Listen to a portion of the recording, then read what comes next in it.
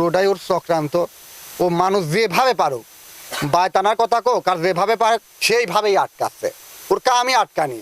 ওর বাপ আমার সাথে পরীক্ষা আছে, ওর বড় ভাই আমার সাথে পরীক্ষা আছে। 1 কাঠার জমির মালিক নাই ভাই, 3 শতক জমি 4 শতক জমি আছে, দোতলা বিল্ডিং করছে, মানে 30-40 বিঘা জমি আছে। জমি পালিয়ে রাখতেছে। আর লিবিয়ায় 1500 টাকা 1000 টাকার উপরে কোনো বেতন নাই।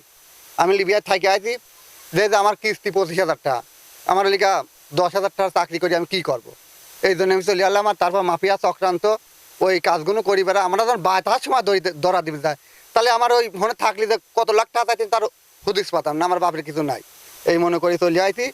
তেমনি আমার যে ভাই হাকিম, এ খুবই সরল সোজা মানুষ, তো আমার মতো বোঝে না।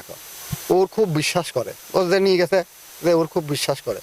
তো এমনভাবে কথা কছে, ও যে চাকরি করতে সেনাবাহিনীর আন্ডার, সেনাবাহিনীর প্রধান, ওই দেশের সরকারের আন্ডার চাকরি করতে, হয়তো বাপের ক্ষমতা হাকিমের বাড়ানি। ও 10টা 20টি দিন